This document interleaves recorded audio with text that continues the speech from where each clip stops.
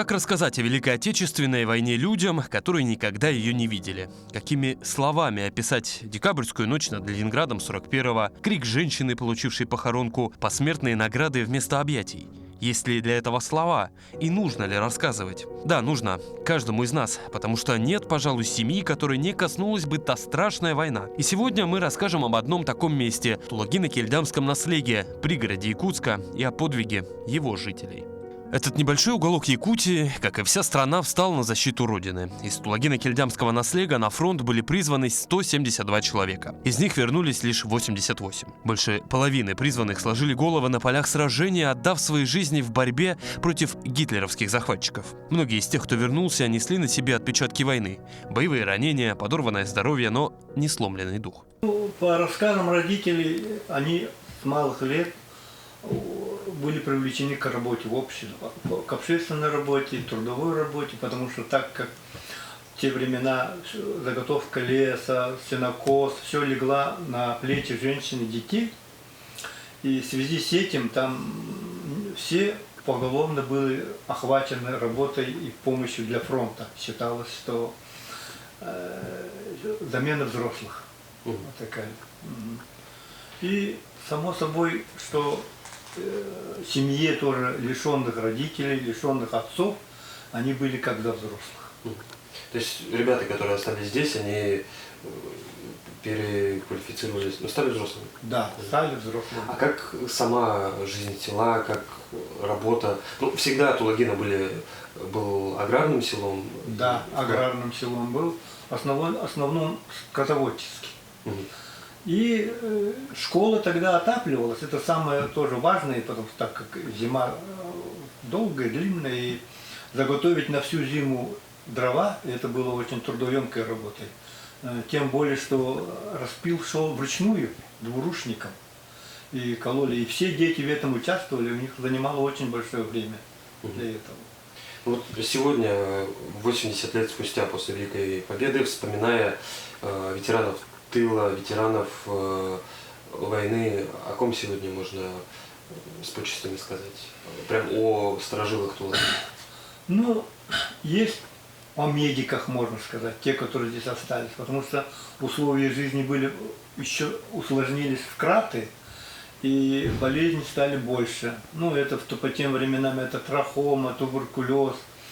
И в связи с этим медицина очень помогла выжить в этой ситуации. А как совхозы работали? Тогда совхозов не было. Еще не было? Не было. Совхоз якутский организован в 1956 году. До этого были колхозы. То есть это получается каждый раздельный населенный пункт, предположим, Тулагино, Сырдах, именовались по-другому. То есть тут существовало 5 колхозов.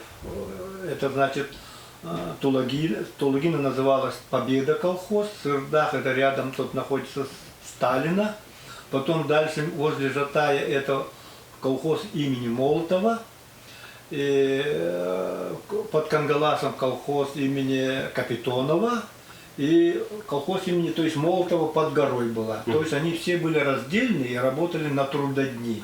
У них таковой зарплаты в денежном виде не было. Все работали на трудодни.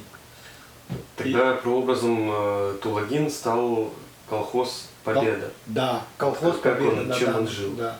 Какое символическое название? И чем он жил? Какая у него история? Колхоз, как все, они занимались в основном скотоводчеством, потом были, конечно, зерновые. В основном садили зерновые во время войны. Были женщины-трактористки, которые, база обосновалась тут, вот где сейчас Юсхатын, с левой стороны наверху видно ферма. И это раньше была маленький населенный пункт, там несколько домов, и она организовалась как МТС. Вот это мне рассказывала моя теща. Она там работала, молодая, на тракторе «Универсал», сутками пахали земли. Вот это все в окружности между Жатаем, вот это все расстояние, вот как вы сейчас проехали вот между Мархой сюда, это все пахалось для зерна.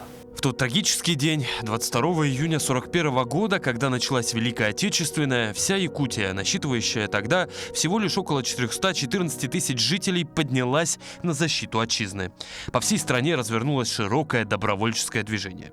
В Якутске в считанные дни были сформированы первые эшелоны. Тысячи рабочих, крестьян, представителей интеллигенции и студентов уходили на фронт.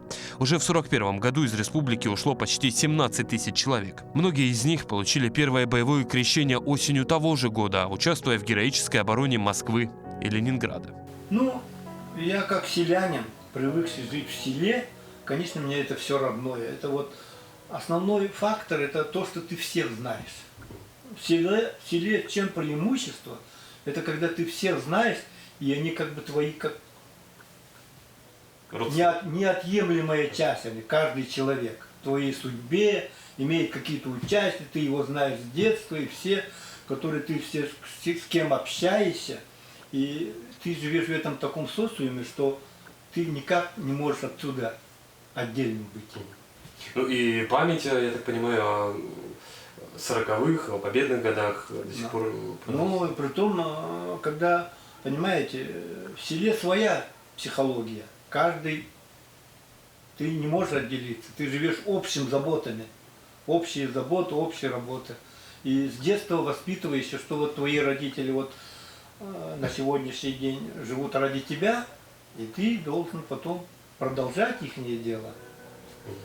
Ну и вот эта общность, она сохраняется, Да. я понимаю, сквозь годы. Эти истории – это лишь один штрих к портрету поколения победителей. Это и есть та живая память, которую мы обязаны передать. Память о подвиге, о человечности, о Тулагина и его жителях, которые приближали великую победу, не щадя своей жизни и души. Потому что такие истории – это не просто прошлое, это наш фундамент, наша совесть, наш долг перед теми, кто подарил нам мирное небо.